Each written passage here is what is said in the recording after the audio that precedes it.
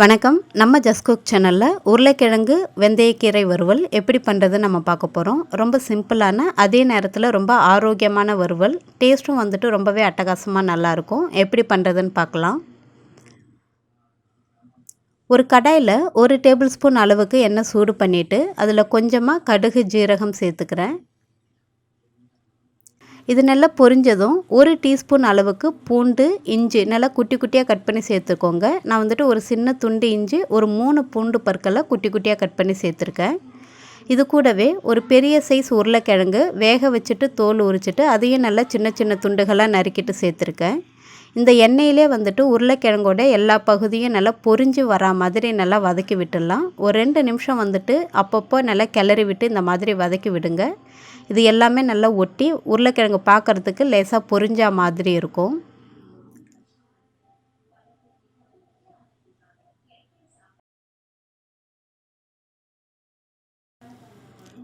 இப்போது இது தயாராகிடுச்சு. நம்ம இப்போ மசாலா பொருட்கள்லாம் சேர்க்க ஆரம்பிக்கலாம். ஒரு பிஞ்ச் அளவுக்கு மஞ்சள் தூள் சேர்த்துருக்கேன். சுவைக்காக கொஞ்சமாக உப்பு, ஒரு அரை டீஸ்பூன் அளவுக்கு மிளகாய்த்தூள் எல்லாமே வந்துட்டு அப்படியே தூவுனா மாதிரி சேர்த்துக்கோங்க. சேர்த்துட்டு நல்லா கலந்து விட்டுடலாம். இன்னும் ஒரு 2 நிமிஷம் நல்லா கலந்துட்டிங்க அப்படின்னா நல்லா மசாலாலாம் உருளைக்கிழங்கோட நல்லா ஒட்டி நல்லா கலர் மாதிரி அழகாக வந்துடும்.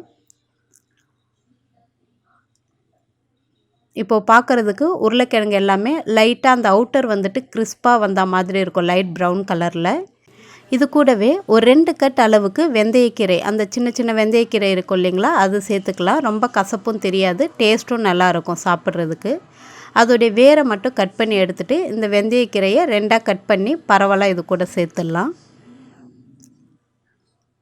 இந்த வெந்தயக்கீரையும் சேர்த்ததும் கரெக்டாக 1 நிமிஷம் வந்துட்டு நல்லா கலந்து விட்டிங்கன்னா போதும். இந்த கீரையும் வந்துட்டு நல்லா கிறிஸ்பி ஆகிடும் இந்த எண்ணெயிலே.